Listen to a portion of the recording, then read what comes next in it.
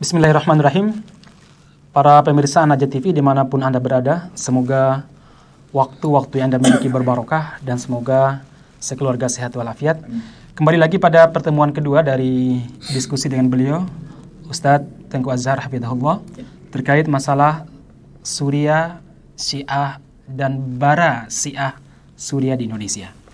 Baik, Ustadz, tadi pada sesi pertama kita sudah berbicara akar konflik, yaitu ada dua yang dikemukakan oleh Ustadz. Yang pertama adalah ideologi, bahwa ideologi Syiah terutama Nusairiyah ini tidak mungkin berjumpa dengan Ahlussunnah wal Jamaah. Karena ideologi mereka berangkat dari pengkafiran terhadap Ahlussunnah dan para sahabat sebagai pemegang sanad pertama keilmuan dalam Islam. Bukan hanya itu saja. Mereka menuhankan Ali bin Abi Thalib. Baik. Itu yang harus kita... Maka disebut Alawiyin mungkin ya. Dan klaim Alawiyin mereka sebenarnya. Jadi memang Alawiyin di Suriah ini memang Alawiyin yang berbeda. Bukan Alawiyin Robito. Iya, bukan. Bukan Robito Alawiyin dalam makna bukan, habaib dan keturunan Nabi. Baik. Makanya mereka menyebut Alif Lam Mim itu Tuhan itu ya tiga tadi itu kan.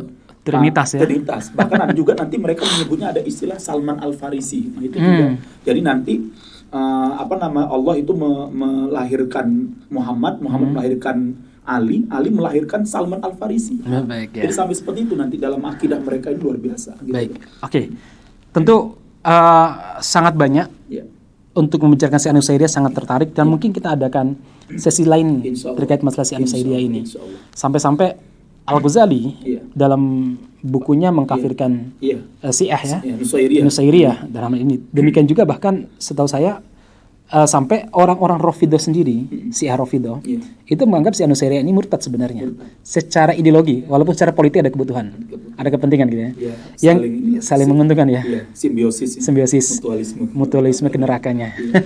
Baik, saudara sekalian. Yang kedua tadi beliau sudah menyampaikan bahwa kedoliman ideologi ternyata ada masalah lain yang menyebabkan konflik di Suriah sampai ada perlawanan dari masyarakat sipil. Bahkan mereka rela sudah hampir berapa berarti 9 tahun ya. Hampir 10 tahun 2021 ya. 10 tahun lebih mereka itu rela di kamp pengungsian karena ternyata ada kedoliman yang luar biasa. Kedoliman mulai dari pelarangan ibadah-ibadah yang sesuai dengan pemahaman Ahlussunnah wal Jamaah, memenjarakan para aktivis terutama sampai tahun berapa 80-an. Ya di Hama itu ada 60.000 orang dibantai oleh rezim Hafid Asad, para alim ulama. Sampai disebutkan bahwa hampir separuh rakyat Suriah itu di luar negeri karena diburu oleh rezim Hafid, dilanjutkan oleh anaknya Bashar al-Assad sekarang. Baik, jadi pertanyaan berikutnya adalah benarkah itu hanya konflik ideologi, kemudian kedoliman, atau jangan-jangan ada unsur politik? Karena kita lihat bahwa yang terjun melakukan pembunuhan, pembantaian terhadap umat Islam di Suriah itu bukan sekedar rezim Bashar, tapi ada Iran, kemudian ada Muqtada Sadar dari Irak dengan Jaisul Mahdinya, kemudian ada juga Chinese, Cina mata sipit, bahkan ada juga Rusia. Nah pertanyaannya, sebenarnya apa kaitan negara-negara tadi sehingga mereka ini rela mengorbankan militernya, persenjataan, biaya yang tidak sedikit untuk menghadang revolusi Muslim Ahlussunnah wal Jamaah di Suriah? Saya melihat ada dua hal ya. Kalau kita baca dari tulisan para ulama, kemudian dari buku-buku yang ditulis oleh banyak para peneliti ya. Paling tidak ada dua hal. Yang pertama adalah kepentingan politik untuk mengamankan Zionis. Wilayah Israel ya. Ini penting ya. Karena Israel berbatasan dengan Suriah. Bahkan wilayah mana? Golan. Dan perlu kita pahami bersama bahwa dulu ada perang konflik 6 hari Arab dengan Israel yang kemudian katanya bahwa dataran Golan itu kemudian jatuh ke tangan Israel. Tapi perlu kita pahami bersama, ada sebuah buku yang ditulis oleh salah seorang mantan militer Suriah ya. Dia tingkatnya sudah kolonel. Dia menulis bahwa Sukutul Golan, dia mengatakan bahwa dataran Golan itu bukan jatuh ke tangannya Israel karena perang 6 hari Bang Arab melawan Israel, tapi itu memang diserahkan oleh Sulaiman Assad kepada Israel. Nah, itu memang itu fakta, ada ininya, ada buktinya. Berarti ada permainan antara Israel sama Syiah Nusairiyah. Jelas, ini jelas. Jadi memang antara Syiah dengan Yahudi itu memang ada hubungan hubungan kakek moyang mereka sama-sama pendirinya adalah Yahudi gitu ya. Bahkan saya dengar Badan Intelijen Iran, Iya. AFAK seingat saya Iya. itu dilatih oleh Mossad. Lah itu sangat mungkin ya. Nanti bisa dilihat dalam buku yang ditulis oleh Tirta Trita Parsi itu jelas nyata. Memang di sana ada tiga hubungan secara persekongkolan ya, secara persekongkolan secara rahasia ini antara tiga negara nih kan, Iran, the USA dan kemudian adalah Amerika dan Israel ya. Nah, jadi ini konflik yang pertama. Jadi poin pertama adalah mengamankan wilayah Israel. Ya, Israel ini mengamankan teritorialnya Israel gitu kan ya. Apa yang ditakuti oleh Israel dari warga yang tidak punya senjata, Ustaz? Ya, begini perlu kita pahami bersama dengan adanya serangan, dengan adanya konflik yang terjadi di Suriah ini, mereka khawatir kalau nanti kemudian rezim Suriah ini jatuh ke tangan ke tangan kaum muslimin ya, pastinya tentu otomatis ini umat Islam ancaman globalnya adalah bahwa umat Islam akan lebih dekat kepada Israel kan itu. Ini artinya bahwa umat Islam akan memiliki jarak yang sangat dekat untuk kemudian melakukan penyerangan terhadap Israel yang selama ini menyakiti muslim Palestina. Iya, Palestina sebagainya. Dan ini harus kita paham bersama. Bahkan saya dengar gini, Ustaz. Yang dikhawatirkan oleh mereka di Gurun Sinai itu muslim. Iya. Kemudian di Golan itu muslim. Ini kan diapit Israelnya. Iya. Makanya Sinai diserang kepada Mesir rezim siapa? Rezim Asisi ya. Asisi sekarang. Kemudian di Golan itu ditangani oleh Syiah, Bashar Assad oleh Syria. Baik, benar. itu poin pertama, sisi politik. Iya, sisi ada politik. sisi lain terkait masalah Sisi Iran. yang lain adalah begini. Jadi Syiah Iran itu ingin membangun apa yang mereka sebut dengan wilayah bulan sabit merah. Ya, mereka ingin membangun sebuah wilayah yang itu berasal nanti dari Iran sampai kemudian ekornya itu berada sampai di wilayah Suriah, kemudian wilayah Jordan dan sebagainya. Ini tadi masuk di Afghanistan, Lebanon, ini semuanya adalah masuk dalam kawasan bulan sabit yang diinginkan oleh Iran ya, yang mereka sebut ini mungkin nanti menjadi sebuah imperium Persia baru mungkin itu. Karena wilayah dulu sebenarnya wilayah Persia lama. Hampir mirip kan ya. Hampir mirip. Jadi mereka ingin mengembalikan nostalgia masa lalu. Makanya jangan kaget. Kalaulah makanya kan para ulama menulis ya. Banyak para peneliti pengamat itu bisa kita dengar lah di Al-Jazeera dan sebagainya, itu banyak mengambil. Kalaulah kemudian Bashar Assad itu tidak dibantu oleh rezim Syiah di seluruh dunia ya, paling bertahan berapa bulan? Hanya mungkin sekarang tidak bertahan ya. Tapi kenapa kemudian itu bertahan sampai bertahun-tahun kan? Sampai 10 tahun sampai sekarang ini karena memang orang-orang Syiah di seluruh dunia termasuk dari Indonesia ini harus menjadi catatan kita. Membantu all out untuk membela Bashar Assad. Jadi ini penting. Jadi bukan hanya sebatas bahwa ini kita kan wajib ya membela pemerintahan yang sah, enggak. Ya, berarti begini, Ustaz. Jadi ketakutannya adalah ketika Suriah dipegang oleh Muslim Ahlussunnah wal Jamaah, berarti mimpi untuk mendirikan imperium Persia Raya itu kandas setengah jalan. Kandas setengah jalan. Ya, baik. Kemudian yang kedua, ini akan memberikan ancaman yang serius bagi Zionis Israel. Ya, Zionis wilayah teritorial mereka dan sebagainya. Sehingga kemudian ini akan mengubah peta dunia kan gitu kan. Nah, ini yang dikhawatirkan oleh mereka. Maka dua politik ini harus kita pahami bersama. Rusia, ya? Apa kaitannya Rusia sampai Rusia terlibat aktif dalam memberangus kaum muslimin di Suriah? Nah, ini perlu kita pahami bersama bahwa di sana ada deal ya. Jadi ada ada campur tangan. Jadi begini. Jadi ini ada rebutan antara dua kekuatan dunia ya, blok timur dan blok barat. Ini Amerika dengan Rusia ya. Kalau dulu adalah Uni Soviet. Jadi sebenarnya sini ada dua kepentingan yang sedang dipermainkan di sana. Siapa yang berkuasa? Artinya bahwa tapi perlu kita pahami bersama, umat Islam itu tidak berada di posisi Amerika dan tidak berada di posisi Iran bersama Rusia, dan ini harus dipahami bersama. Sehingga tuduhan-tuduhan yang mengatakan bahwa umat Islam yang ada di Suriah para teroris ini dilindungi oleh Amerika dan sebagainya, ini jelas adalah merupakan sebuah tuduhan yang tidak benar. Ya, sebuah tuduhan walaupun kalau kemudian ketika mungkin ada kelompok-kelompok yang ditemukan seperti itu, sebagian aja. Itu hanya sebagian. Bahkan bisa jadi memang itu dibuat supaya memang memecah belah konsentrasi umat Islam, memecah belah persatuan kaum muslimin, memecah belah apa yang hari ini dipahami oleh umat Islam di dunia, seakan-akan bahwa apa yang terjadi di Suriah ini didalangi oleh Amerika Serikat. Ini Baik. harus Kalau boleh saya simpulkan Ustaz, dari Ustaz Iya. yang sampaikan tadi. Iya. Jadi kepentingan di Suriah ini banyak kepentingan. Banyak kepentingan, Baik, kepentingan kaum muslimin jelas. Jelas. Mereka untuk membela saudara mereka yang terdolimi. Iya, Baik, betul. gitu ya. Iya. Dan mereka demi kebebasan beribadah, kebebasan sebagai Betul. seorang manusia.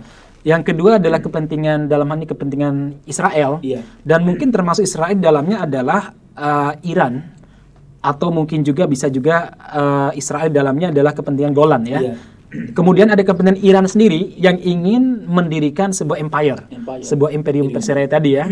Dan yang luar biasa lagi ada kepentingan Amerika Serikat, kan begitu ya. Di mana Amerika sama Rusia mungkin berebutan pengaruh. Iya. Begitu ya. Iya. Baik. Itu kalau Rusia, kemudian Israel, demikian juga Amerika, kita bisa memahami dan kita tidak berpihak pada situ ya. Tapi yang mengherankan, kenapa orang Syiah sampai Indonesia begitu all out untuk membela rezim Bashar Assad? Bahkan kita dengar ada salah seorang tokoh dan penulis Syiah ya, Dina Sulaiman, yang terus menyerang perjuangan kaum muslimin untuk melawan kedoliman ini. Sebenarnya apa sih kepentingan orang-orang Syiah di Indonesia terutama ini? Ya, yang pertama jelas kepentingan akidah. Karena mereka satu akidah, mereka satu keyakinan. Satu marja juga. Satu marja. Ya, sehingga kalau kemudian orang-orang Syiah yang ada di Indonesia ini all out untuk membela Bashar Assad dan sebagainya, karena mereka sangat tidak menginginkan sebuah pemerintahan Syiah atau pemerintahan Bashar Assad yang notabene memang ini adalah sebagai boneka ya, sebagai bentuk implementasi daripada akidah Syiah yang mereka bungkus dengan nama Alawiyyin itu jatuh dan kemudian kembali kepada Islam. Nah, ini makanya kemudian narasi tentang teroris, narasi tentang Wahabi, narasi tentang radikal, ISIS ya, radikal ISIS dan sebagainya ini memang terus digencarkan di Indonesia gitu loh. Supaya apa? Memang supaya orang menganggap bahwa apa yang dilakukan oleh rakyat Suriah terhadap pemerintah Bashar Assad ini tindakan ilegal. Ini tindakan ilegal dan tindakan yang perlu dikecamkan begitu ya. Baik.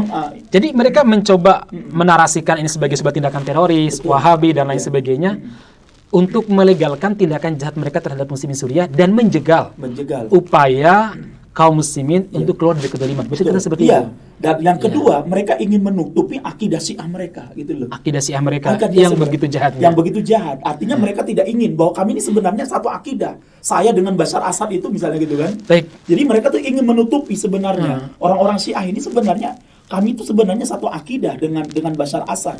Kami ini satu akidah dengan Nusairiyah gitu loh. Tapi mereka malu-malu untuk mengiyakan untuk mengungkapkannya, kemudian akhirnya mereka tutupilah tadi itu dengan tuduhan teroris, radikal dan sebagainya. Baik, gini Zed, oke lah, itu kita bisa pahami.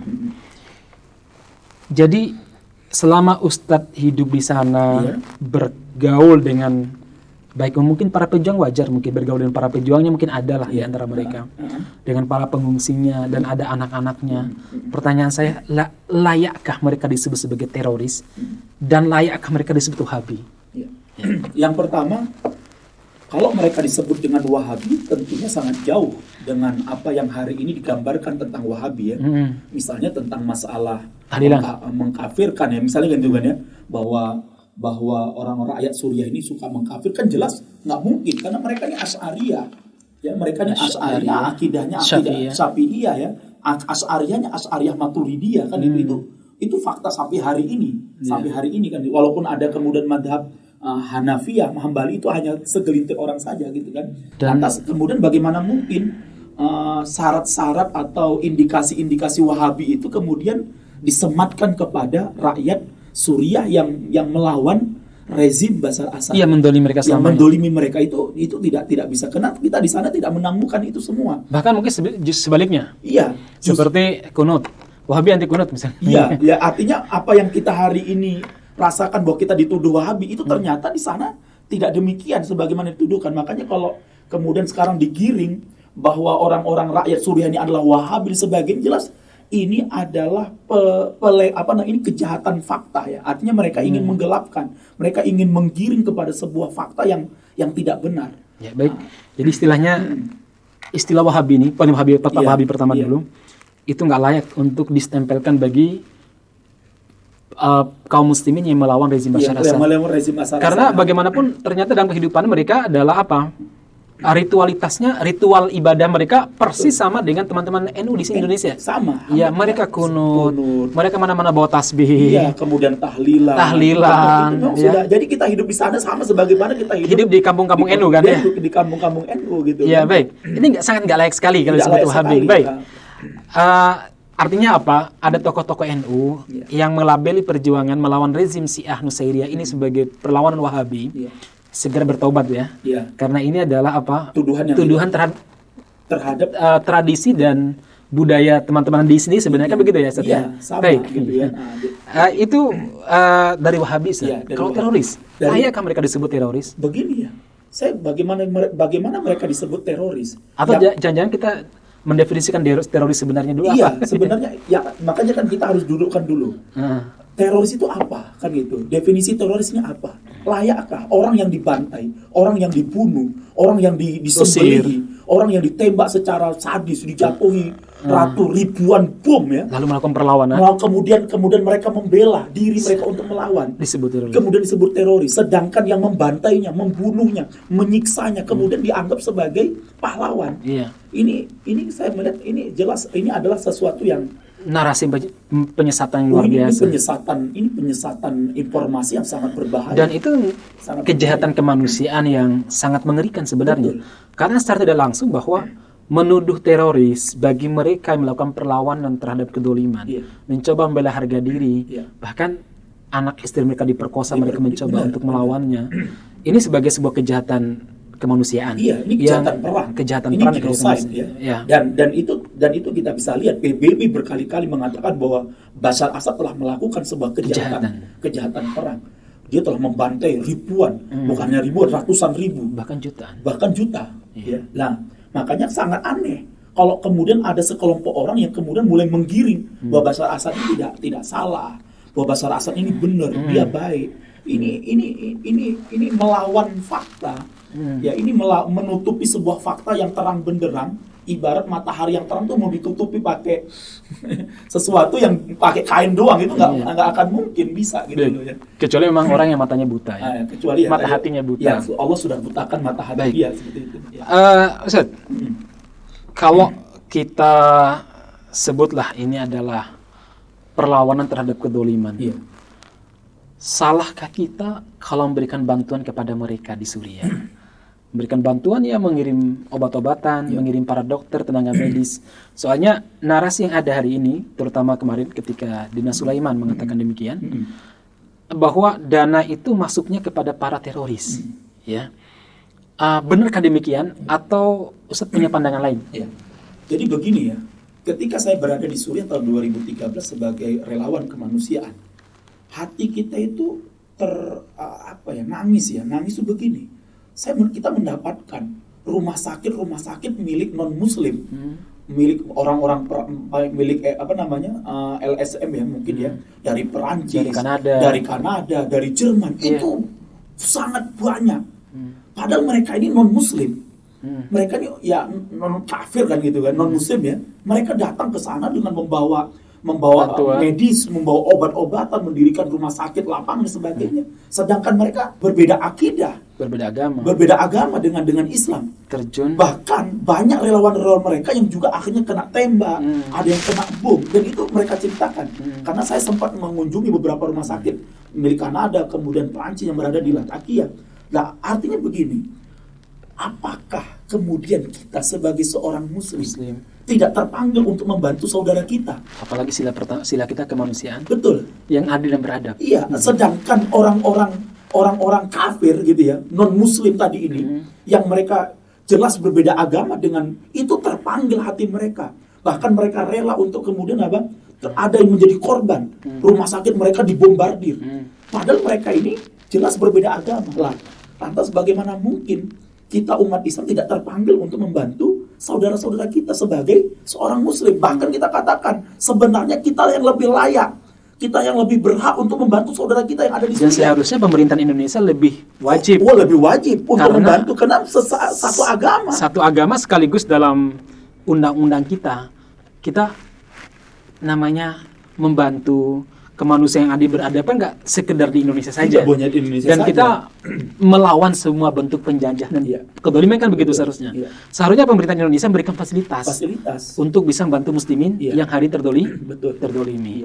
Justru kita dapat informasi bahkan kenapa kemudian tadi dikatakan bahwa kemudian bantuan itu jatuh ke tangan teroris, lainnya harus diperhatikan karena beberapa bantuan itu kalau tidak langsung diberikan kepada umat Islam ternyata itu jatuhnya ke tangan rezim Bashar Assad gitu. Nah ini yang harus kita perhatikan ya. Jadi kalau kemudian orang yang diperangi, yang dibantai, yang kemudian yang dibunuh itu kemudian disebut teroris, sedangkan yang membantainya, kemudian yang membunuhnya itu dianggap sebagai pahlawan. Ini akal saya itu nggak bisa menerima ya ini. Bagaimana mungkin orang yang membakar rumah kita dianggap pahlawan, sedangkan yang dibakar rumahnya dianggap sebagai apa? Teroris. Sebagai teroris dan sebagai penjahat. Sebagai orang yang mendolimi. Ya, baik. Teman-teman sekalian, demikian terkait tentang wawancara kita bahwa tuduhan teroris terhadap para pejuang Suriah atau bahkan kepada rakyat Suriah itu nggak dibenarkan secara logika, secara kemanusiaan. Bagaimana mungkin orang yang terbunuh, orang yang dibantai, kemudian mereka yang dinodai kehormatannya, orang tua yang melihat anaknya itu dinodai, seorang anak melihat orang tuanya disiksa dengan nyata, lalu mereka mencoba untuk membela diri dan membela harga diri keluarganya, mereka disebut teroris. Tidak mungkin. Ini adalah kejahatan terhadap kemanusiaan. Dan ini adalah kejahatan terhadap akal dan fitrah kita sendiri. Itu satu. Yang kedua yang bisa kita ambil kesimpulan dari apa yang beliau sampaikan tadi, ternyata kepentingan politik dalam hal ini adalah Iran, Syiah sebagai aktor Syiah, Amerika, Rusia, dan Israel sangat pekat sehingga terjadi pengkaburan luar biasa terhadap perjuangan muslimin di Suriah. Dan yang terakhir, saya juga pernah mendengar langsung dari dokter Kanada ketika kita sampai di sana, bahwa untuk membantu orang Suriah, untuk membantu kaum muslimin yang tertindas di Suriah, Anda tidak harus menjadi seorang muslim, Anda cukup menjadi manusia. Artinya kalau Anda manusia yang masih punya kemanusiaan, Anda akan terpanggil untuk membantu mereka. Saya kira itu wawancara kita sesi kedua, dan mudah-mudahan kita bisa lanjutkan pada sesi ketiga terkait masalah Syiah di Indonesia. Kenapa mereka betul-betul membela Iran dan kenapa mereka itu betul-betul mencoba untuk menarasikan perjuangan Islam sebagai perjuangan yang tindakan kejahatan dan lain sebagainya. Insya Allah pertanyaan-pertanyaan itu akan terjawab pada sesi berikutnya. Dan apa yang dilakukan oleh orang Syiah sekarang di negeri kita, apakah mereka akan melakukan sebuah revolusi sebagaimana mereka lakukan di negara-negara lain, akan terjawab pada sesi ketiga. Demikian apa yang saya sampaikan, mudah-mudahan bermanfaat. Sampai jumpa pada sesi berikutnya. Assalamualaikum warahmatullahi wabarakatuh. Waalaikumsalam warahmatullahi wabarakatuh.